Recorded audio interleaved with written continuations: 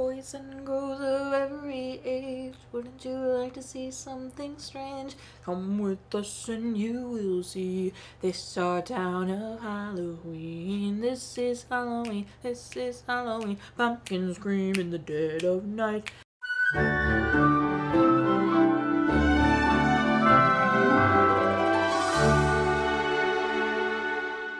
Welcome back to Every Disney Movie Ever. My name is Jess and I'm watching Every Disney Movie Ever. Today I'm going to talk about The Nightmare Before Christmas. The Nightmare Before Christmas is a 1993 theatrical release. However, it was Touchstone Pictures at the time and then later released under the Walt Disney Pictures banner in 2006, which is why I'm covering it now and not before. It is about Jack Skellington wanting to try out Christmas instead of Halloween, and it is directed by Henry Selick, cinematography by Pete Kozachik, animation supervision by Eric Leighton, editing by Webb, music by Danny Elfman, and it's written by Caroline Thompson with a story by Tim Burton. The film stars Chris Sarandon as Jack Skellington's speaking voice, Danny Elfman as Jack Skellington's singing voice, Catherine O'Hara as Sally, William Hickey as Dr. Finkelstein, my gosh, Glenn Shadix as the mayor, and Ken Page as Oogie Boogie. Tim Burton wrote the story as a poem in 1982, and he ended up thinking he'll probably make it a short or a TV special. He shared concept art, models, and everything to do with it with Henry Selick, who was a fellow Disney animator at the time. Disney grew interested and bought the rights to it and everything, but then decided it was too weird, and then a couple years later in 1984, Tim Burton was actually fired. And then he went on and did Beetlejuice and Batman and realized after that that Disney still had the rights to the film, and him and Henry Selick ended up signing on with Disney to make it a feature. Tim Burton couldn't direct the film because he had Batman Returns commitments, but he did pull Danny Elfman to write the music for the film. Henry Selick and the animators began in 1991, and there were 109,440 frames taken for the film. Selick said that Tim laid an egg and he sat on it and hatched it, and that his job was to make a Tim Burton movie, and that style wasn't that different from his own, so he went ahead and did it. Tim came up about 5 times in 2 years to kind of see what was going on with the film. There were 227 puppets, and Jack himself had about 400 heads. This was originally going to be released under the Disney banner, but Disney deemed it too dark and they released it under the Touchstone Pictures banner.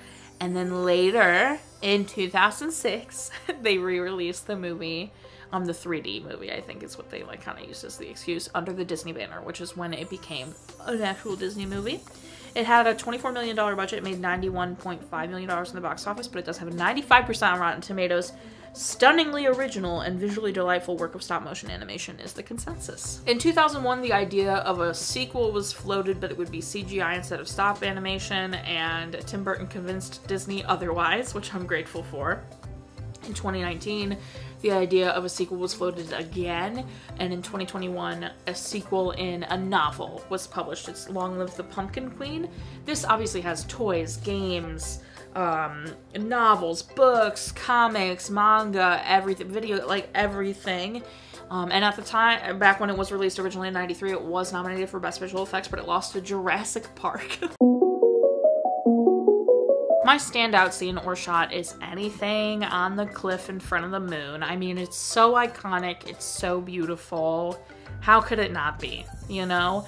And then the film itself is visually ridiculous. It's gorgeous. What incredible artist and artistry. The work of the claymation and stop motion and just all of it is so, so well done, especially for 1993. I have nothing else to say. It's just stunning. This flies, like flies. I have seen this movie a handful of times. It was not one I grew up with. I saw it much later in my life, and I enjoy it easy. And it's a very fun movie, but I could probably count on 2 hands how many times I've seen this. Like, I haven't seen it a ton, and I feel like I'm surprised every time how fast it goes. It's very good. I think This Is Halloween is probably my favorite song. It's probably the one that stands out. It's just so good. I do love What's This. I love Kidnap the Sandy Claus. I like a lot of the songs, so it's hard to pick a favorite, but I do think This Is Halloween. It just gets you going.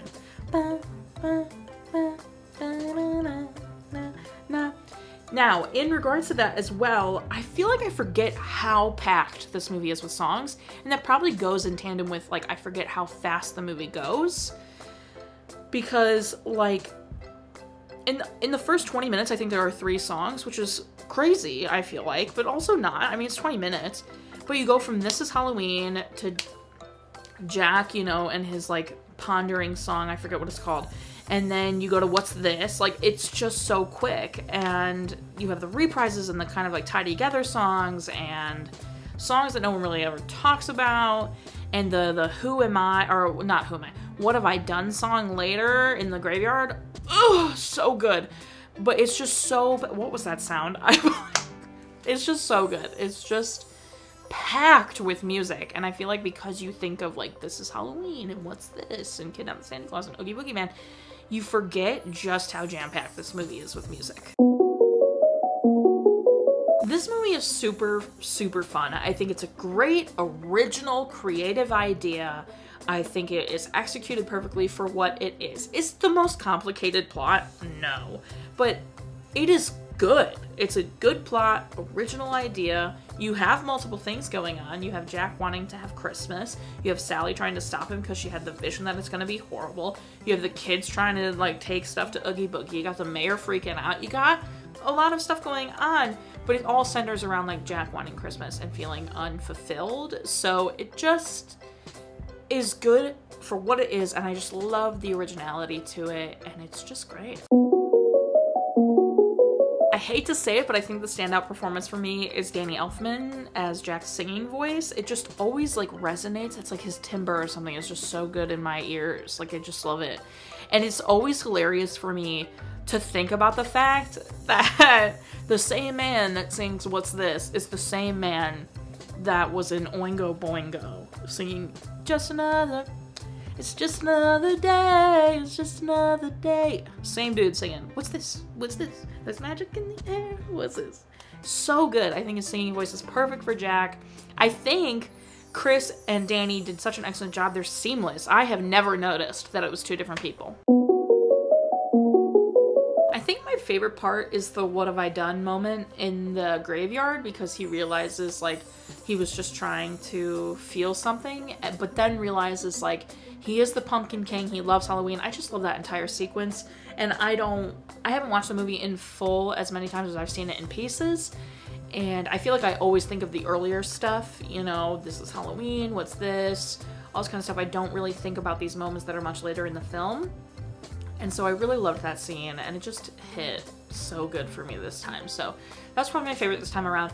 My least favorite, this might be a really hot take, but any Oogie Boogie scene, I just didn't super care for. I love his songs, but they felt such like a tonal shift from the rest of it, almost. I don't know what my problem is, but it's hard to pick a least favorite scene because the movie is good, right? So I feel like of the scenes, my least favorite would be the Oogie Boogie scenes, but, like, keep in mind, it's least favorite, right? Okay. As far as recommending, of course, watching it again, of course. It's a classic, it's a Halloween must. When I went to watch this on Disney Plus, it said continue. So, like, I have obviously watched it before. Specific moments, I love how happy Jack was when he was, like, exploring the Christmas stuff. I thought it was really sweet to see him so sparked, and his creativity just comes alive when he saw Christmas. And I also love, like, all of Sally's moments. I think Sally is a show stealer. She's just so fabulous. Her constant trying to poison Dr. Finkelstein is always iconic. Her sewing herself back together. Her trying to save Jack. She's the real MVP. We love Sally.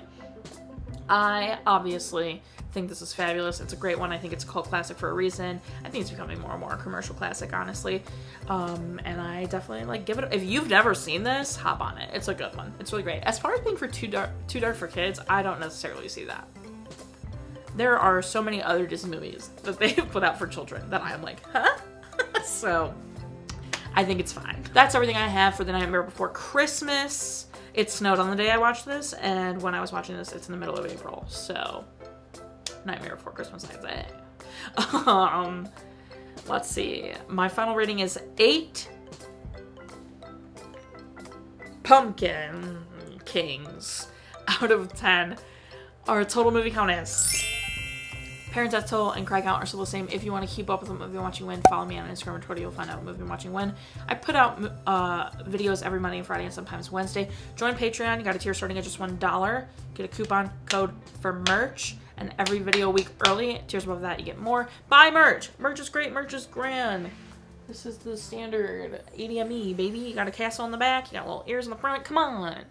Until next time, comment, like, subscribe. I'm not in charge of your life. You are, so do you. And don't be oogie boogie about it. I'm the oogie boogie man. He's crazy. He's crazy. Kidnap the Santa Claus. Toss him in a bag.